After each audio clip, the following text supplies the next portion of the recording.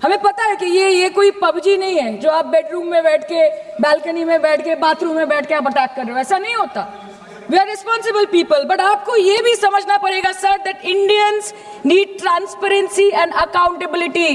They need their leader, their prime minister to stand up and speak. 124 बार मन की बात हो गई, 125 बार हो जाती ना, उसमें कौन सी बड़ी बात है?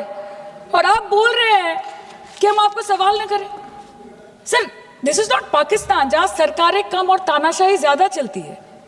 ये भारत है, यहाँ पे अगर रूलिंग पार्टी देश चलाए तो ये सत्ता विपक्ष से चलती है, हम जानते हैं। और ये पाकिस्तान का पार्लियामेंट नहीं है जहाँ पे 26 और 27 लोग मारे जाने पे उनके मौत का जश्न मनाया जाता है, और जहाँ पे पॉलिटिशियंस और आर्मी चीफ और टेररिस्ट को अपने जन्मदिन, अपने शादी और अपने मैयत में देखा जाता है। ऐसा नहीं होता है। होम मिनिस्टर ने आज बोला कि हमने दुनिया के सामने पाकिस्तान को बेनकाब कर दिया, কিন্তু তাও দেখুন এত এভিডেন্স থাকার পরেও পাকিস্তান হামলার পরপরই আইএমএফ এবং ওয়ার্ল্ড ব্যাংক থেকে 1 বিলিয়ন এবং 40 বিলিয়ন অর্থ সহযোগিতা পেয়ে গেল, দীর্ঘমেয়াদী বিনিয়োগের সুযোগ পেয়ে গেল, এবং পাকিস্তানের মতো একটা টেরর ম্যানুফ্যাকচারিং দেশ ইউনাইটেড নেশনসের সিকিউরিটি কাউন্সিলের সন্ত্রাস দমন কমিটির ভাইস চেয়ারম্যান হয়ে গেল। Of course, everybody will condemn and criticize terrorism, but there was no diplomatic isolation for Pakistan from any country of the world. आपके 56 इंच का दबदबा कहाँ गया मोदी जी? আপনারা নিজেদের বিশ্ববন্ধু বিশ্বগুরু বলেন, এই কঠিন সময় 33টা দেশের পাশে আপনারা গেছিলেন। স্যার मेरा टाइम है सर, और कोई है नहीं स्पीकिंग? 25 मिनट है सर, 25 मिनट है सर, टाइम था नहीं है सर, पहले स्पीकर ने बोला 25 मिनट इनके पास है। স্যার আপনারা নিজেদের বিশ্ববন্ধু বিশ্বগুরু বলেন, কিন্তু এই কঠিন সময়ে যে 33টা দেশের কাছে আপনারা বন্ধুত্বের হাত আশা করে গেছিলেন, কজন সরাসরিভাবে আপনাদের সমর্থন করেছে আমরা তাদের ফিডব্যাক পড়েছি। কেউ কেউ আমেরিকাকে ধন্যবাদ জানিয়েছে, কেউ কেউ নিউট্রাল থেকেছে, নিরপেক্ষ থেকেছে, আর কেউ কেউ মুখে কুলু পেটেছে।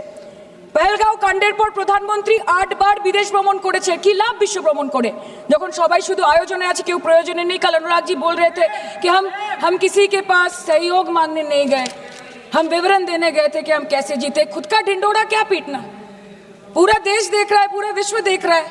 पराक्रमी बने, विजयी बनेंगे लोग बोलेंगे ना, आपको जाने की क्या जरूरत है इतने सारे जगह? না বিশ্ব বন্ধু হতে পারলেন, না দেশ বন্ধু হতে পারলেন।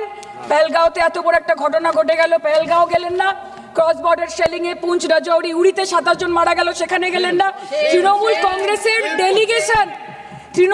কংগ্রেসের ডেলিগেশন অবধি পৌঁছে গেল পাকিস্তান বর্ডারের 4 কিলোমিটার আগে অবধি, কিন্তু আপনি পৌঁছতে পারলেন না। দেশবাসী চেয়েছিল আপনি শুধু একবার গিয়ে দাঁড়ান।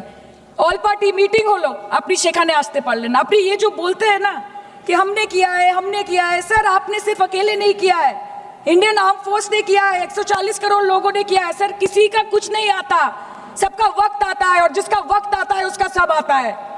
हम लोग ये पूरा देश वो चित्र कैसे भूल सकता है जब एक नवविवाहित महिला लाल चूड़ी पहनकर अपने पति के शव के बगल में बैठी थी। इसने पूरे देश को झंझोड़ करके रख दिया था। लेकिन दुर्भाग्य की बात यह है कि आज भी हमारे देश में ऐसे लोग हैं जिनको पहलगाम से ज्यादा दुख पैलेस्टीन के लिए होता है, क्योंकि ये उनकी राजनीति को फायदा नहीं देता।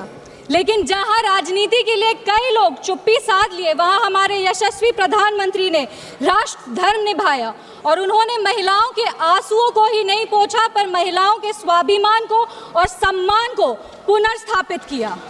हम बता देना चाहते हैं कि ये एक नया भारत है, और आतंकवादी हमले के बाद ये भारत मोमबत्तियां नहीं जलाता, ये दुश्मनों की चिता को जलाता है।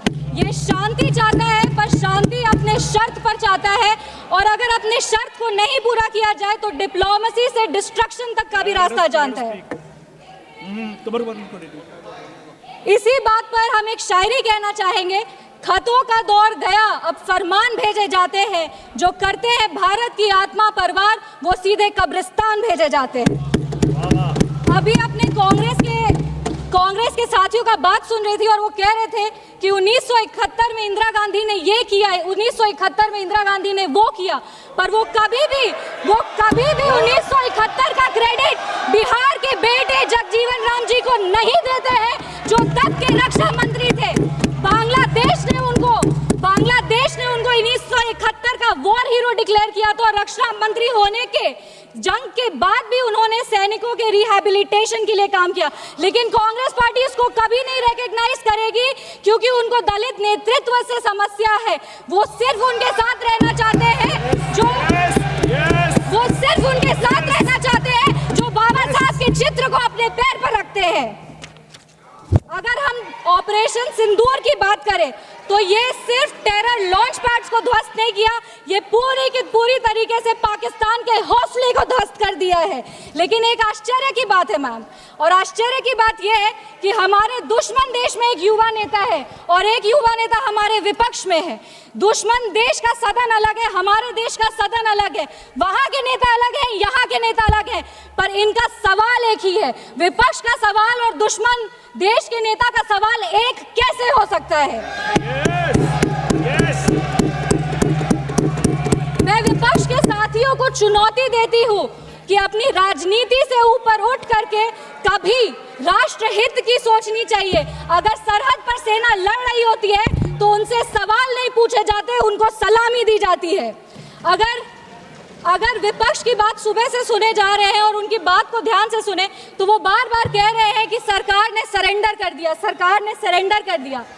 सरेंडर से इनका विशेष लगाव इसीलिए भी है क्योंकि इतिहास गवाह है इन्होंने कितने बार विश्व के सामने भारत का सर झुका दिया है। 1962 में 14,500 वर्ग मील जमीन पर कब्जा कर लिया था। अमेरिका के तब के राष्ट्रपति ने कहा था कि भारत हमसे भीख मांगते हुए आया था।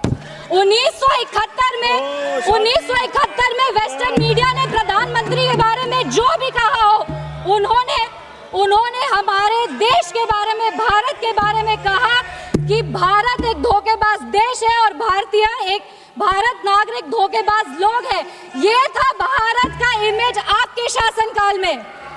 1985 में CIA के क्लासिफाइड रिपोर्ट्स है कि विदेशी तंत्र भारत की सरकार को चलाती थी। इनसे जवाब मांगिए।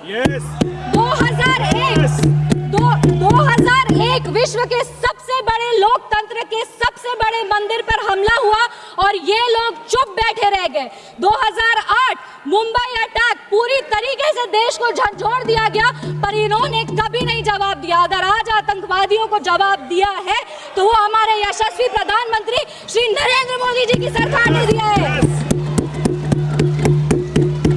पर इनके राष्ट्रीय अध्यक्ष, कांग्रेस पार्टी के राष्ट्रीय अध्यक्ष कहते हैं कि ऑपरेशन सिंदूर एक छोटा मोटा ऑपरेशन था। ये इनकी विचारधारा का समस्या है। इनको लगता है कि ऑपरेशन सिंदूर एक छोटा मोटा ऑपरेशन था, पर ये इनकी गलती नहीं है। इनकी विचारधारा ये कहती है कि अगर हिंदू धन को आगे लेके जाओ, हिंदू धन के पक्ष में बोलो तो वो सैफरन टेरराइजेशन है, पर इनकी राजनीति के लिए ये कहते हैं आतंकवादियों का कोई धर्म नहीं होता। ये दोहरा चरित्र क्यों है इनका?